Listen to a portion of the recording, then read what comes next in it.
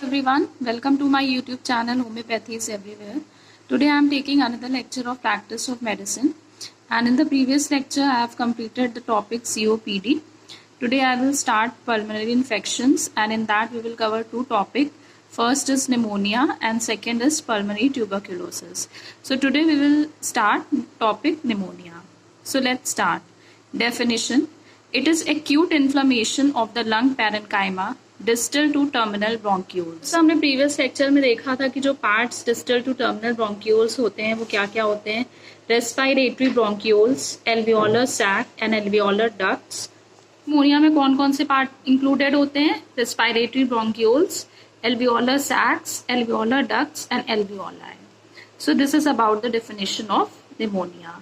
Second, aetiology. First, pathogens: bacterial, streptococcus pneumoniae, haemophilus influenza, viral, वेरिसिला, herpes zoster, cytomegalovirus. Third, protozoal, Entamoeba histolytica.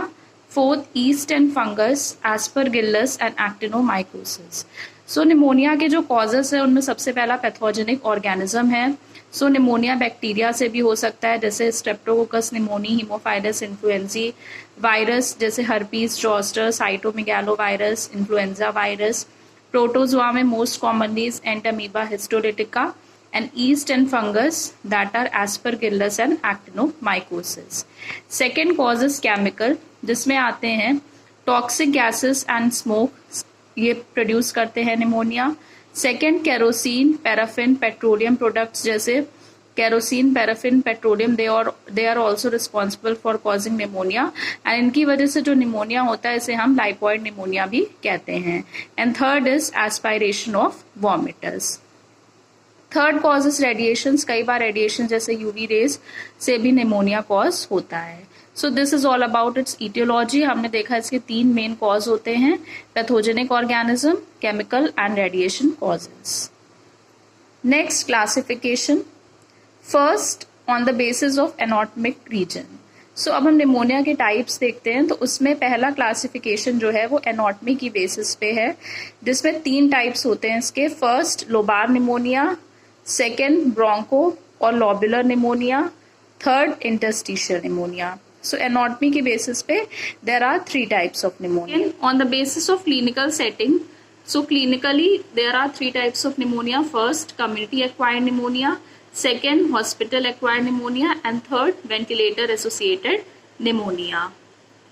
Third classification on the basis of etiology and pathogenesis. So cause और pathogenesis की basis पे दो type के pneumonia होते हैं। First is infective and second is non infective. अब infective में pathogens आते हैं जैसे वायरल, बैक्टीरियल, फंगल, पैरासिटिक, और नॉन इन्फेक्टिव में जैसा हमने इसके कॉजेस में पढ़ा था, केमिकल्स, टॉक्सिन्स एंड एस्पायरेशन। सो हमने बेसिकली देखा कि तीन निमोनिया जो है वो तीन टाइप में क्लासिफाइड है। First of anatomy there are three types: lobar pneumonia, broncho pneumonia and interstitial pneumonia. There are three types: community acquired pneumonia, hospital acquired pneumonia and ventilator associated pneumonia. And on the basis of cause and pathogenesis it is again classified into two types: first infective, second non-infective. Infective again classified into viral, bacterial, fungal and parasitic, and non-infective into three types that are toxins, chemicals and aspiration. So this is all about its classification. Next we will see pathogenesis or pathophysiology of pneumonia. So pneumonia कैसे cause होता है? Bacteria enter the lung from throat or nose droplets or blood. सो जो bacteria है वो lungs के through enter करता है various medium जैसे थ्रोट के थ्रू या नोज ड्रॉपलेट्स के थ्रू या हेमेटोजेनस स्प्रेड के थ्रू। बैक्टीरिया में invade space between cells and alveoli. फिर बैक्टीरिया जो है वो एंटर करता है जो स्पेस है सेल और एल्वियोलाई के बीच में। Macrophages and neutrophils inactivate the bacteria and release cytokinins. फिर मैक्रोफेजेस और न्यूट्रोफिल्स जो होते हैं वो बैक्टीरिया को इनएक्टिवेट करते हैं और साइटोकाइन्स का रिलीज होता है।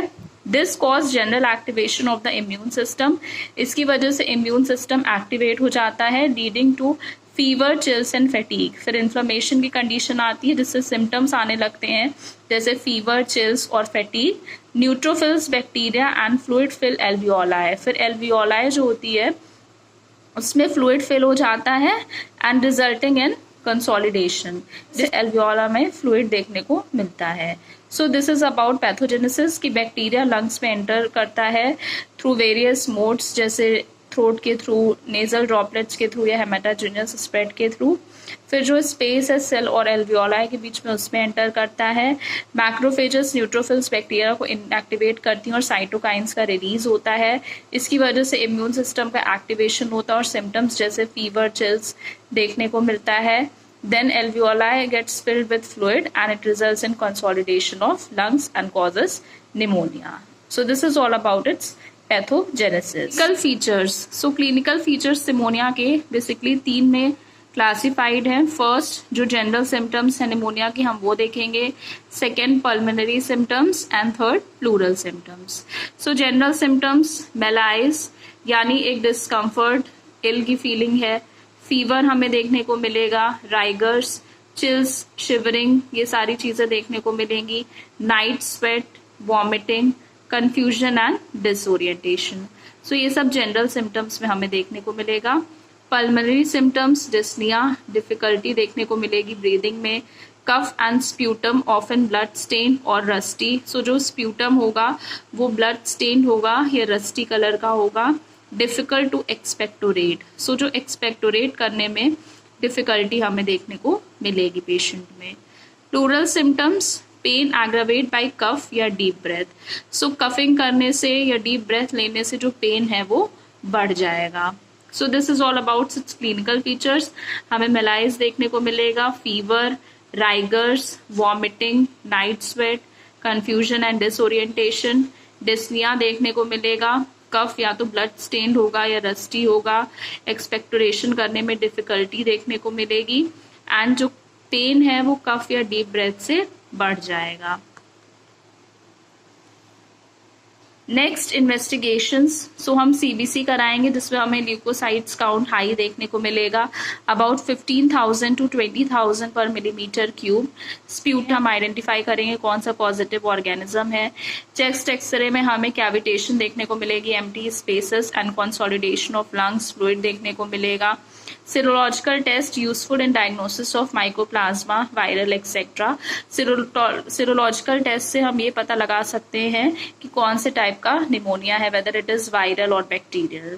So this is about its investigation, CBC, sputum, chest X-ray and serological test. Differential diagnosis, so हम निमोनिया की differential diagnosis किससे किससे कर सकते हैं। First, pulmonary tuberculosis, second, pleural effusion, third, bronchopneumonia, fourth, collapse of lung and fifth, bronchogenic carcinoma. सबसे हम pneumonia की डिफरेंशियल डायग्नोसिस कर सकते हैं।